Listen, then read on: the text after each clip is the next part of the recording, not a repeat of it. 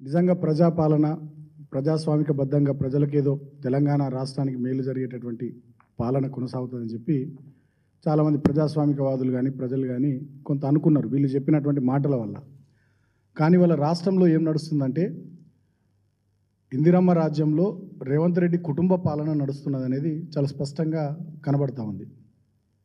ముఖ్యంగా మీరు చూసినట్టయితే గతంలో మా ప్రభుత్వంపై అనేక రకాలుగా ఇష్టం వచ్చినట్టుగా కుటుంబము అని చెప్పి విమర్శలు చేసినటువంటి రేవంత్ రెడ్డి ఇవాళ మొత్తం ఆయన కుటుంబ సభ్యులను ఆయన అన్నదమ్ములను అందరినీ కూడా తెలంగాణ రాష్ట్రం మీదకి వదిలేసిండిగా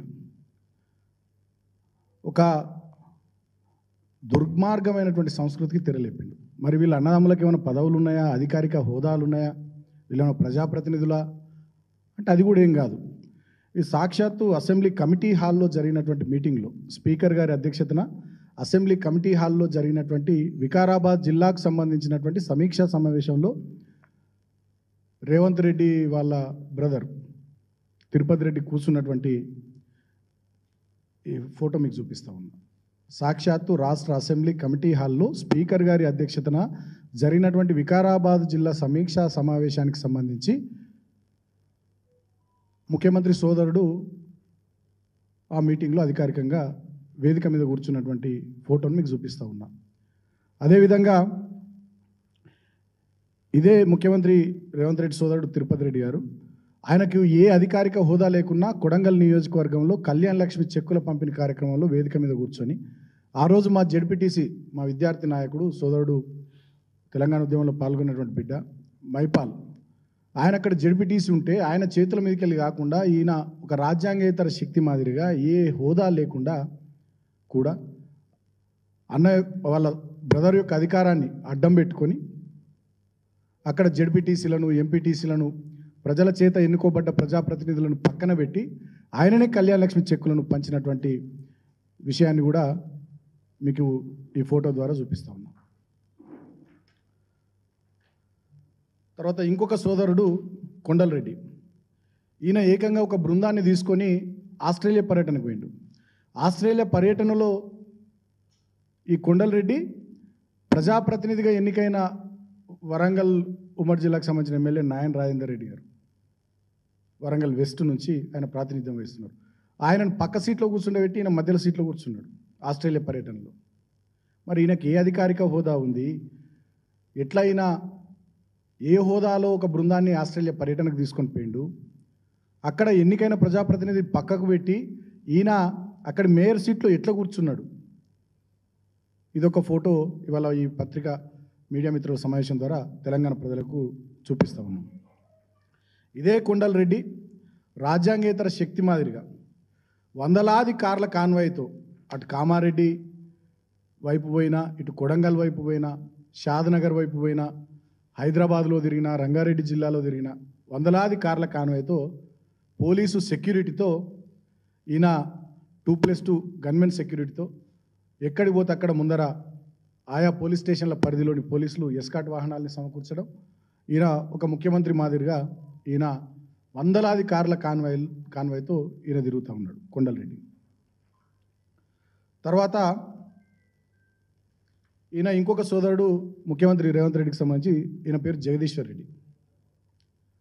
ఈ జగదీశ్వర్ రెడ్డి నిన్ననే మీరు చూసిర్రు, తెలంగాణ ప్రభుత్వము తెలంగాణ సీఎం అఫీషియల్గా ట్వీట్ చేసింది. స్వచ్ఛ్ బయో అనేటటువంటి ఒక కంపెనీతోని 1000 కోట్ల ఇన్వెస్ట్మెంట్కి సంబంధించి 1000 కోట్ల పెట్టుబడులకు సంబంధించి ఒక ఒప్పందం చేసుకుంది అని చెప్పి నిన్ననే ముఖ్యమంత్రి గారి కార్యాలయం నుంచి అఫీషియల్గా ట్వీట్ వచ్చింది తెలంగాణ సీఎంఓ నుంచి. అదేవిధంగా ఫోటోలు కూడా వాళ్ళు రిలీజ్ చేశారు. ఈ కంపెనీలో ప్రధానమైనటువంటి భాగస్వామి ఎవరు, ఈ కంపెనీ ఎవరిదంటే ఇప్పుడు నేను ఈ ఫోటో చూపించిన చూడండి, ముఖ్యమంత్రి రేవంత్ రెడ్డి సోదరుడు జగదీశ్వర్ రెడ్డిది ఈ company, one of the directors. అయితే ఈ కంపెనీ ఎప్పుడు పుట్టింది అంటే 15 రోజుల కిందట పుట్టినటువంటి కంపెనీ. 15 రోజుల కింద పుట్టినటువంటి కంపెనీ 1000 కోట్ల పెట్టుబడి తెలంగాణలో ఎట్లా పెడుతుంది అంటే ఇక్కడనే ఏదైనా ఒప్పందం చేసుకొని ఇక్కడనే ఏదైనా అగ్రిమెంట్ చేసుకొని బయట పెడితే మీరు విలేకరులంతా మీడియా సమావేశంలో ముఖ్యమంత్రిని అడుగుతారని ప్రభుత్వాన్ని అడుగుతారని చెప్పి అమెరికా వేదికగా ఇదేదో పెద్ద గొప్ప కంపెనీ అయినట్టు అమెరికా వేదికగా దీంతో ఒప్పందం చేసుకొని వీళ్ళు చేసినటువంటి ట్వీట్ ఇంకా సిగ్గుచేటైన ట్వీట్ ఏంటంటే దీంట్లో with a 1,000 crore investment the project will create jobs for 500 people and supports Telangana sustainable growth.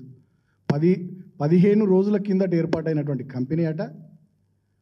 తెలంగాణలో 1000 కోట్ల పెట్టుబడులు పెడుతుందట. దాని ద్వారా 500 మంది పిల్లలకు తెలంగాణలో ఉద్యోగాలు వస్తాయట. అదిగా తెలంగాణ యొక్క సస్టైనబుల్ గ్రోత్లో కీలకమైనటువంటి భాగస్వామి ఉంటుందట. ఇక ఇది ముఖ్యమంత్రి కార్యాలయం నుంచి నేను అధికారికంగా విడుదల చేసిన ఫోటో మరియు స్టేట్మెంట్. సో ఇప్పుడు ముగ్గురు అన్నదమ్ముల ఫోటోలు చూపించిన, ముగ్గురు అన్నదమ్ములకు సంబంధించినటువంటి వ్యవహార శైలి వాళ్ళ విషయాలు కూడా చెప్పిన. ఈ అసలు విషయానికి వస్తే ఇక్కడ ఏం జరుగుతూ ఉంది రాష్ట్రంలో అంటే, రేవంత్ రెడ్డి వారి సోదరులు మొత్తం రాష్ట్రం మీద పడ్డారు. హైదరాబాద్ మీద, రంగారెడ్డి మీద, మహబూబ్ నగర్ మీద, మొత్తం రాష్ట్రం మీద పడి ప్రతి దాంట్లో వాళ్ళే, ప్రతిదీ వాళ్ళే. ప్రజాపాలన పేరిట ఇవాళ తెలంగాణలో అధికారంలోకి వచ్చినటువంటి కాంగ్రెస్ పార్టీ ఇందిరమ్మ రాజ్యము ఇవాళ రేవంత్ రాజ్యంగా మారిపోయింది. రేవంత్ కుటుంబ సామ్రాజ్యంగా ఇవాళ తెలంగాణను మలుచుకునేటటువంటి ఒక ప్రయత్నం జరుగుతూ ఉంది. దాంట్లో భాగమే ఏ పదవులు లేకున్నా, ఏ అధికారిక హోదాలు లేకున్నా అసెంబ్లీలో సాక్షాత్తు వాళ్ళు స్పీకర్ అధ్యక్షతన జరిగేటటువంటి జిల్లా సమీక్షల్లో పాల్గొంటున్నారు రేవంత్ రెడ్డి గారి సోదరులు. కొడంగల్ నియోజకవర్గంలో ఎన్నికైన ప్రజాప్రతినిధులు కాదని చెప్పి వీళ్ళే డైరెక్ట్గా కళ్యాణ లక్ష్మి చెక్కులు మోస్తున్నారు. మంత్రులకు కాదు, ముఖ్యమంత్రికి ఇచ్చేటటువంటి అసాధారణమైనటువంటి భద్రత ఈ సోదరులకు ఏర్పాటు చేసి వీళ్ళు వందలాది కార్లలో విచ్చలవిడిగా కాన్వాయ్లలో తిరుగుతూ ఉన్నారు, ఊరేగుతూ ఉన్నారు, ప్రజల్ని భయభ్రాంతులకు గురి చేస్తూ. ఇది ఒకవైపు. ఇంకొక వైపు జరుగుతున్నది ఏంది? గడిచిన 3 నెలల్లో రేవంత్ రెడ్డి గారి కుటుంబం సుమారు 5-6 కొత్త కంపెనీలు ఏర్పాటు చేసింది. వాళ్ళ సోదరులే దీంట్లో డైరెక్టర్స్. ఆ కంపెనీలు మీకు మచ్చుకొక 4 కంపెనీల పేర్లు చదివి వినిపిస్తా. అర్బన్ ప్రిజమ్ ఇన్ఫ్రా ఎల్ఎల్పి, దీంట్లో మేజర్ పార్ట్నర్ తిరుపతి రెడ్డి అనుముల. స్వచ్ఛ బయోగ్రీన్, దీంట్లో మేజర్ పార్ట్నర్ జగదీశ్వర్ రెడ్డి అనుముల. ఇందాక మీకు ఫోటో చూపించిన. నిన్న తెలంగాణ ప్రభుత్వం ఒప్పందం కూర్చుకున్నది ఈ కంపెనీతోనే. R9 ప్రాపర్టీస్, దీంట్లో మేజర్ పార్ట్నర్ కృష్ణారెడ్డి అనుముల. దీంట్లో కూడా తిరుపతి రెడ్డి గారు ఉన్నారు. R9 కన్స్ట్రక్షన్స్, దీంట్లో మేజర్ పార్ట్నర్ కృష్ణారెడ్డి అనుముల. దీంట్లో కూడా తిరుపతి రెడ్డి గారు ఉన్నారు. సో గడిచిన 3 నెలల్లో ఇవి ఒక 4 కొత్త కంపెనీలు ఓపెన్ చేసిండ్రు. ఇవే కాకుండా వీళ్ళు చిన్న షేర్ హోల్డర్లుగా వీళ్ళ దోస్తులను పెట్టి ఇంకా 10-15 కంపెనీలు ఏర్పాటు చేసారు. వీళ్ళు కుటుంబ సభ్యులు మేజర్ షేర్ హోల్డర్స్గా ఇప్పుడు నేను బయట పెడుతున్నటువంటి 4 కంపెనీలు, వీళ్ళు మైనర్ షేర్ హోల్డర్స్గా ఇంకో 10-15 కంపెనీలు వీళ్ళ దోస్తులను, వీళ్ళ బంధువులను, వాళ్ళని వీళ్ళని పెట్టి అవి కూడా ఏర్పాటు చేశారు. ఆ వివరాలు కూడా మీకు రేపు మా ప్రెస్ మీట్లో ఆ వివరాలు కూడా నేను మీకు అందిస్తాను. సో ఏంది ఈ కంపెనీల వెనుక మతలబ్ అంటే, ఇప్పుడు ఈ అన్నదమ్ములు రేవంత్ రెడ్డి గారు వారు వెనుకున్నటువంటి కొద్దిమంది, అంటే వ్యవహారాన్ని హైదరాబాద్ వేదికగా, సెక్రటరియట్ వేదికగా, ముఖ్యమంత్రి గారి జూబ్లీహిల్స్ ఇల్లు వేదికగా ఎవరు నడిపిస్తున్నారో రాష్ట్ర ప్రజలందరికీ, మీడియా మిత్రులకు మీకు కూడా తెలుసు. వాళ్ళంతా కూడా కలిసి రియల్టర్లను బెదిరించో, బిజినెస్ మెన్ను బెదిరించో, కాంట్రాక్టర్లను బెదిరించో, వాళ్ళ నుండి వీళ్ళ నుండి వసూలు చేసినటువంటి డబ్బులు అవన్నీ కూడా ఈ కంపెనీల ద్వారా రూట్ చేసి ఆ బ్లాక్ మనీని అంతా వైట్ మనీగా మార్చేటటువంటి ఒక కుట్ర జరుగుతూ ఉంది. ఒకవైపు అధికార దర్పాన్ని, పదవులు లేకున్నా, హోదాలు లేకున్నా అధికారిక కార్యక్రమాల్లో పాల్గొంటూ, రాష్ట్రమంతా తిరుగుతూ, రాష్ట్ర రాజధానిలో తిరుగుతూ అధికార దర్పాన్ని ప్రదర్శిస్తూ ఒకవైపు, ఇంకొక వైపు ఏమో అవినీతి, విచ్చలవిడిగా వాళ్ళని బెదిరించి వీళ్ళని బెదిరించి వసూలు చేస్తున్నటువంటి డబ్బులు ఈ కంపెనీల ద్వారా రూట్ చేసి దాన్నంతా బ్లాక్ మనీని అంతా వైట్ మనీగా మార్చేటటువంటి ఒక కుట్ర, ఒక ప్రయత్నం ఇక్కడ జరుగుతూ ఉంది. సో కాబట్టి నేను కాంగ్రెస్ హైకమాండ్ని కోరుతా ఉన్నా, కాంగ్రెస్ పార్టీలోని సీనియర్లను కూడా కోరుతా ఉన్నా, తెలంగాణ మేధావులను, తెలంగాణ ప్రజల్ని, తెలంగాణలోని పార్టీలను అందరినీ కూడా, మీడియా మిత్రుల్ని, బుద్ధిజీవులందరినీ కూడా ఆలోచించమని కోరుతా ఉన్నా. ఒక పాట ఉంది, ఎవని పాలైంది రో తెలంగాణ, ఎవడేలుతున్నాడు రో తెలంగాణ. రేవంత్ పాలైంది తెలంగాణ, రేవంత్ కుటుంబం పాలైంది తెలంగాణ, రేవంత్ కుటుంబం ఏలుతున్నది తెలంగాణను. మరి ఆ ఏలుడేమన్నా నీతిమంతంగా ఏలుతుండ్రా? ప్రజల ద్వారా ఎన్నికై ప్రజాప్రతినిధులుగా మారి ఏమన్నా ఏలుతుర్రా అంటే లేదు. ఒక రేవంత్ రెడ్డిని అడ్డం పెట్టుకొని ఆ కుటుంబము విచ్చలవిడిగా పాలన, విచ్చలవిడిగా అవినీతి కార్యక్రమాలతో ముందుకు పోతా ఉన్నటువంటి తీరును ఇవాళ సాక్ష్యాలతో సహా తెలంగాణ సమాజం ముందు ఉంచినాం.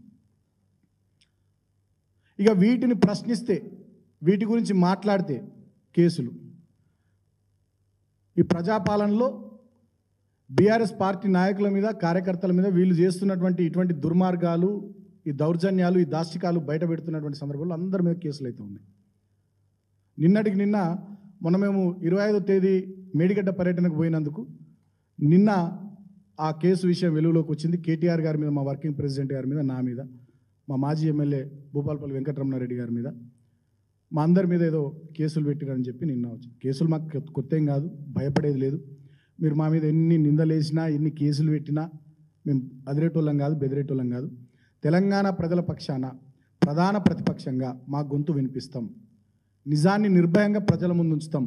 ప్రజా కోర్టులో మీరు చేస్తున్నటువంటి దుర్మార్గాలన్నింటినీ కూడా ఎండగడతాం. ప్రజలకు వాస్తవ విషయాలు డెఫినెట్గా వివరిస్తాం. కాబట్టి నేను ప్రజల్ని కూడా ఆలోచించమని కోరుతా ఉన్నా. రైతు రుణమాఫీ లేదు, రైతు భరోసా లేదు, రైతు బంధు లేదు, పంటల కొనుగోలు లేవు, పంటలకు నీళ్లు లేవు, 24 గంటలు ఉచిత కరెంటు లేదు, ఏమి లేదు. కానీ రేవంత్ రాజ్యంలో వాళ్ళ అన్నదమ్ములు బ్రహ్మాండంగా వర్ధిల్లుతున్నారు. రేవంత్ కుటుంబం అద్భుతంగా వర్ధిల్లుతున్నది.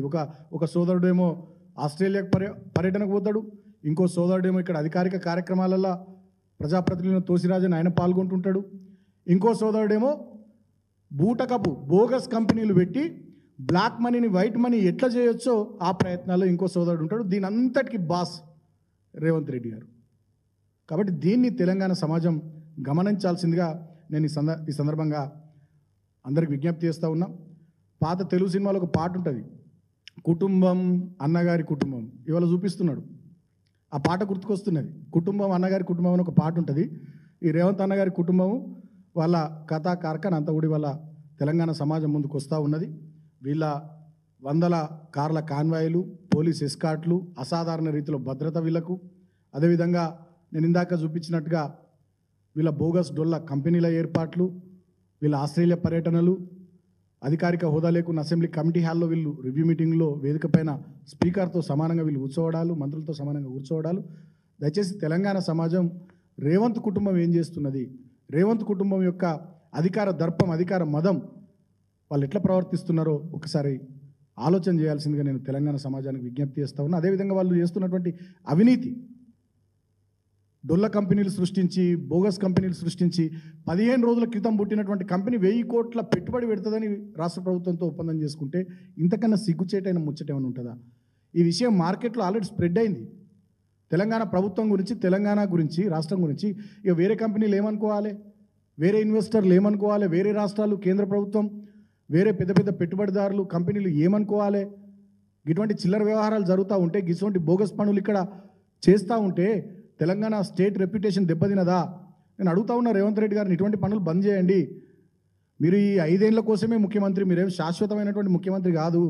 5 ఏళ్ల కోసం ప్రజలు మీకు అధికారం ఇచ్చిండ్రు, దాన్ని సద్వినియోగం చేసుకొని ప్రజలకు ఏం హామీలు ఇచ్చిరో వాటిని నెరవేర్చే పని చేయాలి. కానీ ఈ బోగస్ పనులతోని, ఈ డొల్ల కంపెనీల ఒప్పందాలతోని తెలంగాణ స్టేట్ రెప్యుటేషన్ దెబ్బతీయొద్దని నేను కోరుతా ఉన్నా. ఇప్పటికే కార్నింగ్ లాంటి సంస్థలు బయటకు వెళ్ళిపోయినాయి, ఇప్పటికే చాలా కంపెనీలు బయటకు వెళ్ళిపోయినాయి.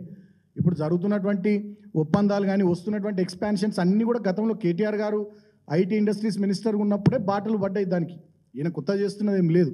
కానీ ఇటువంటి ఈ పనుల వల్ల డొల్ల కంపెనీలు, బోగస్ కంపెనీలతోని 1000 కోట్ల పెట్టుబడులు వస్తాయని ఒప్పందాలు చేసుకుంటే ఏదో బ్లాక్ మనీని వైట్ మనీగా చేసేటటువంటి ఈ చిల్లర పనుల వల్ల తెలంగాణ స్టేట్ యొక్క పరువు, ప్రతిష్ట దెబ్బతింటుంది.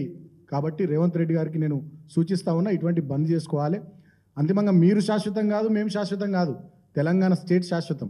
కాబట్టి తెలంగాణ రాష్ట్ర ప్రజలు శాశ్వతం. ఈ 5 ఏళ్ల కోసం మీకు అధికారం వస్తే దీన్ని దుర్వినియోగం చేసి తెలంగాణ ప్రజల నోట్లో మట్టి కొట్టి తెలంగాణ పరువు ప్రతిష్టలను గంగలో కలపద్దని చెప్పి నేను ముఖ్యమంత్రి రేవంత్ రెడ్డి గారికి సూచిస్తా ఉన్నా.